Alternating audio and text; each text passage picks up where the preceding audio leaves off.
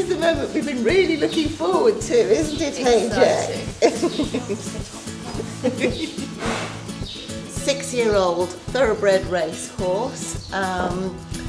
He has been in training, and out of his 3 runs so far, he's won 2 and come second in 1. So before his 4th race, the trainer noticed some heat in his leg.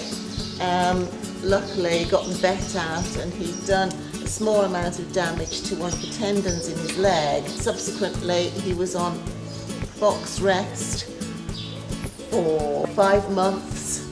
I first saw him last December, the beginning of last December, and I've been treating him every week since then. He's had stem cell treatment to his tendon. They took some bone marrow from his pelvis.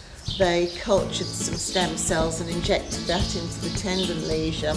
That went very well, and the tendon is now healed. Unfortunately, the tendon was really the least of his problems because his posture is very poor. You can see he's very poorly muscled. He was very, very thin. He's thin now, but he's been on ad-lib food since last November. So you can imagine what he was like then. Hayjack's report looked at everything on him, so he looked at the complete musculoskeletal system just to see exactly what was going on. Because with the injury that he'd been compensating for a while, which had possibly caused some secondary pathologies elsewhere in the body, which Gail wanted to address at the same time as treating the primary area of concern, which was in the tendon. We found an area of interest in his neck on the left-hand side, which would require further investigation, but also tightness on the right-hand side in compensation for that.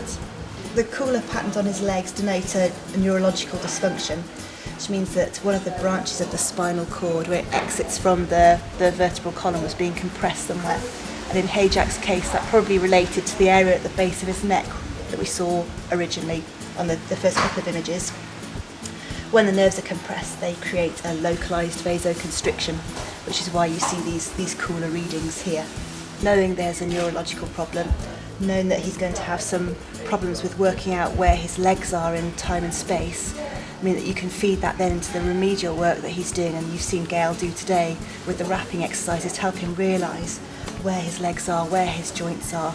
It acts as a sort of little, connection to his brain that's there, so he just brings it a little bit further, and then it works on the other one, so that one comes through even more. And it's just very, very gentle. These are very, very, very stretchy bandages. So we need to identify where his problems are and devise a remedial exercise programme for Kerry to work with.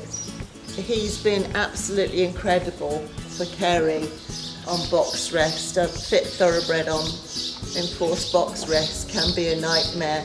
He was in a lot of pain actually when we first started, so he was a little bit depressed and lethargic. But when we got the pain out of him and he started going on the walker, he got to be a real handful. He was bucking and he was walking on his hind legs with Kerry to the walker. And he was just going on the horse walker, but he was bucking all the time on it. So he had to have a little bit of something to calm him down a little bit. But now he's been going out, he's been fine, and he's starting to look very well.